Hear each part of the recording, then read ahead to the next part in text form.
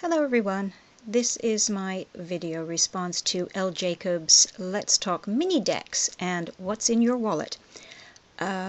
It's a bank holiday here in the UK, so as expected the weather is crap, so I apologize about the bad lighting. I'll see if I can do something about it when I put this video up and edit it.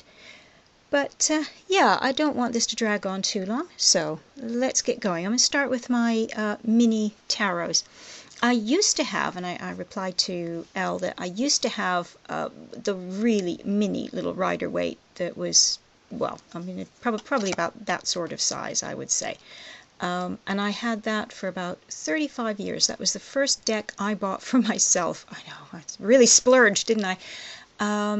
But, you know, it did the trick. I loved it. It went with me everywhere. It lived in my handbag for about 35 years until I finally gave it away to a friend last year and immediately missed it and went out and purchased the pocket-size version, which I keep in this little coin purse that I found at the charity shop. It says Turkey at the top there. Pretty little bag. Anyway, I liked it, and it's just about the right size. Oh, what have I got in there? Oh yes, I keep a little citrine in there with it. So that goes in there, and now I just have the pocket size.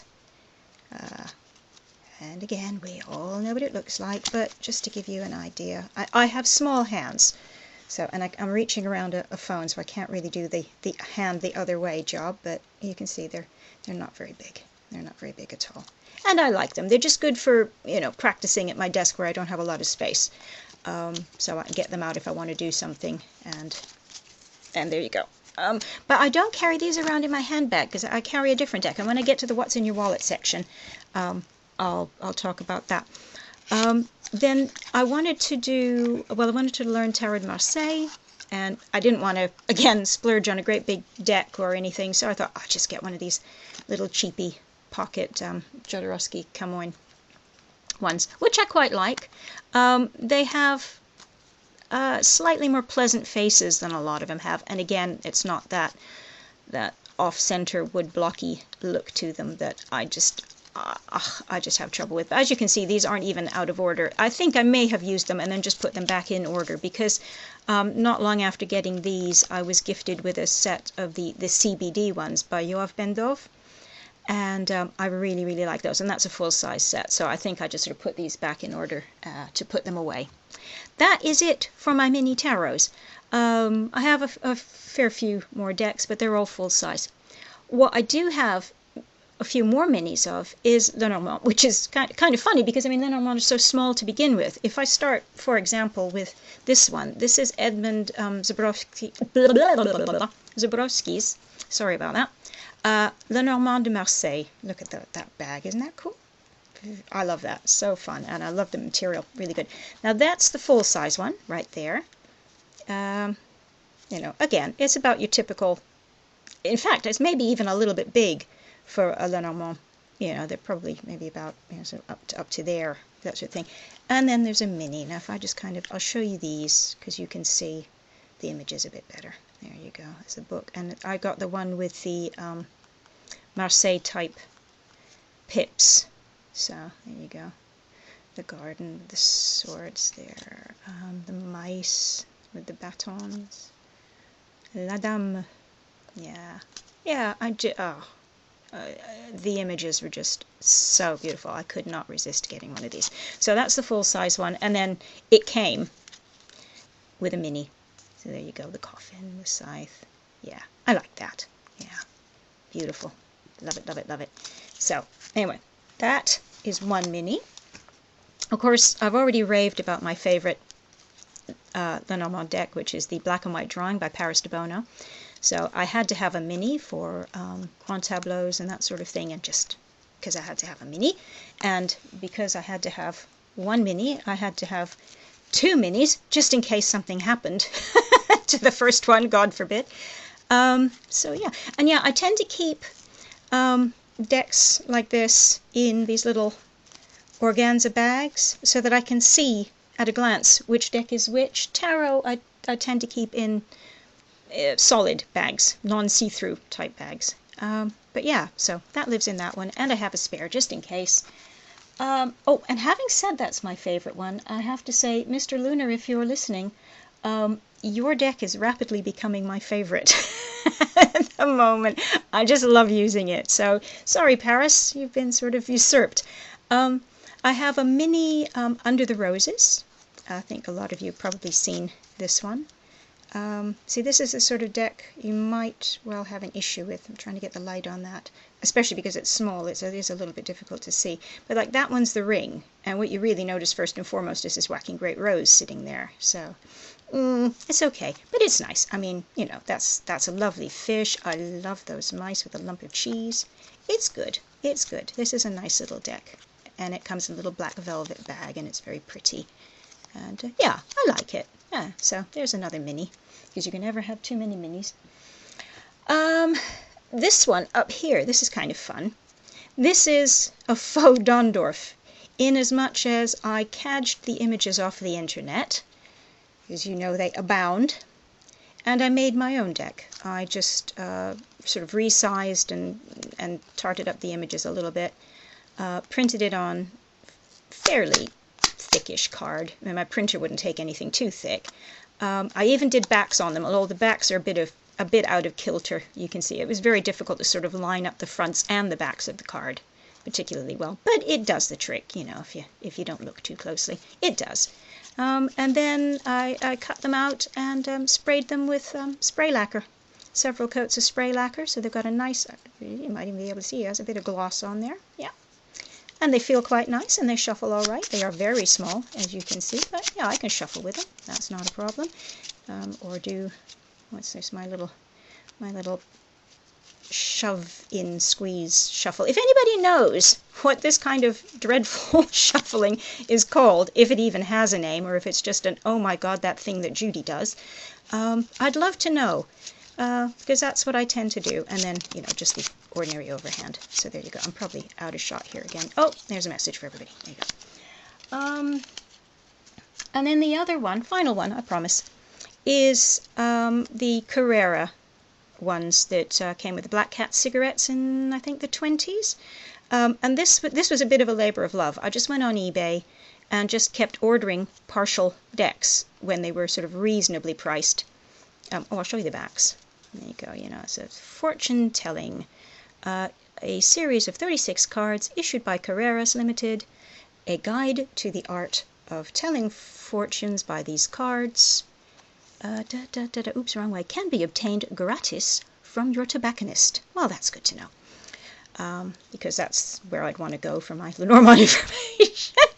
But yeah, so, you know, I maybe got sort of like a dozen cards off of one seller, and then, you know, found a few more off another seller, picked the best ones out of the lot, and put the spares aside. I don't think I have a whole spare deck to one side, but I've certainly got 2s and 3s of some of the cards.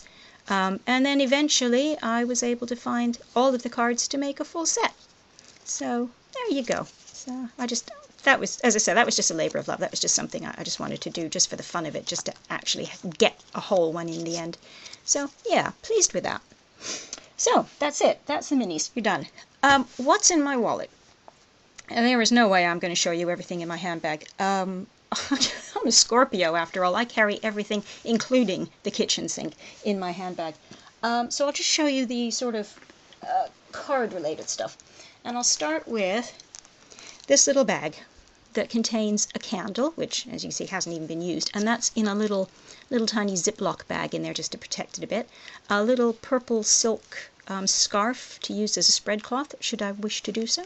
There's a little blue lace agate at the bottom. A lighter for the candle, obviously, and that's all I've got in that one. I'll pop that there. I have in this little spray bottle, and look at that, I couldn't resist with the little stars and moons and purple. I love purple, so that was perfect. This is Florida water. You see there's a bit in there, and I use that for space clearing. So yeah, that's that. Decks. This in this poor scruffy bag. I made this to fit this deck, and it did fit this deck, and then it just stretched out of all proportions. I saw this one on eBay, and I kind of liked it. I liked the colors. I liked the fact that it's sort of a quilty collage. It's the Zerner Faber deck, I wasn't mad about it, but I liked it. I liked it enough. I thought it was pretty. And I just felt I needed to buy it. It was a second-hand deck. There was no box, no bag, no nothing. It was literally just the cards. And I just thought, I need to buy that deck. And when it arrived, I don't do, psychometry. I'm not, I've never been able to sort of like pick up things and go, ooh, I can tell you something about this. I get really strong vibes about XYZ from this object. But as soon as I got this deck, I got the distinct impression that somebody had bought this deck and immediately abandoned it, put it on a shelf, or put it in a drawer and completely forgot all about it and never used it again. And honestly, it's not going to sound weird to some people, but it's going to sound decidedly weird to some other people. This deck just felt lonely and abandoned. And I felt so bad for it. Oh, look at that sun. I love sun cards, and that is just such a sweet, jolly one. And so I kind of made it a promise, as you do, to bits of cardboard, that I would keep it with me, that I wouldn't just put it away, I wouldn't abandon it, it would stay with me. So it goes around in my handbag. But to be honest, I don't read with it because it really is too lively. I mean, you can look at some of those and kind of, pretty much guess straight away what that's supposed to be. But there are other ones that you kind of, what? I don't know. You have to sort of like count the hearts or really look at the label to kind of make sense of what it is. Some of them aren't too bad, and I suppose if I worked with it enough I could get used to it, but it's not my sort of thing for reading with. But it goes with me because I made a promise, and I like it. So anyway, hopefully it's a little bit happier now. Ah, isn't that sweet? So that's the tarot that comes around with me. What I do keep in my bag and do use, and excuse me, I probably should have untied this beforehand, is my Skattkarten. This is a set of German playing cards, 32. So this is the aces and sevens to kings only. And this is what I use for playing card reading. And you can see I've even taken to writing a keyword or two on them just to make my life easier. I've told you about that before. This is my grandmother's, or these are my grandmother's meanings. So that's what I use. She was the one who, I can't say she taught me. She didn't teach me as such. When she found out I was interested, she sent me a deck, just another ordinary deck with the meanings written on them in biro in German. And I had that for years. Couldn't really read German. Wasn't really going to sit down with a dictionary and try and translate it all. I wasn't that interested in those days. But then eventually I decided this was something I really wanted to do. So, of course, with Google Translate and all that sort of thing, it was much, much easier now, although it was very difficult to read her handwriting, because she had the old-fashioned German handwriting. And, of course, writing with a ordinary pen on a deck of cards, it sometimes doesn't come out very clearly. So that was a bit of a challenge. I got there in the end. I think I've pretty much covered it. Yeah. So this is what I use for reading playing cards, and this I do use. That's the significator. And if you see me in sort of other things, WordPress and stuff like that on the internet, that's the image I use for my avatar. So yeah, that goes with me everywhere. Actually, let's just leave that there.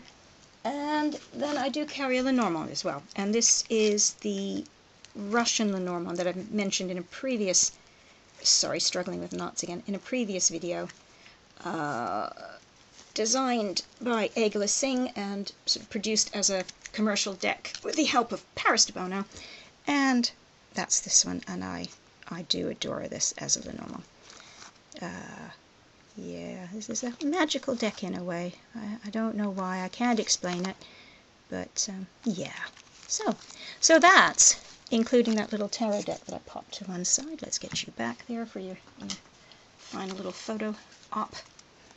That is what I cart around in my handbag. Okay? So, that's it. I'm going to stop. Looking forward to seeing your videos. Take care, everyone. Have a good day. Bye-bye.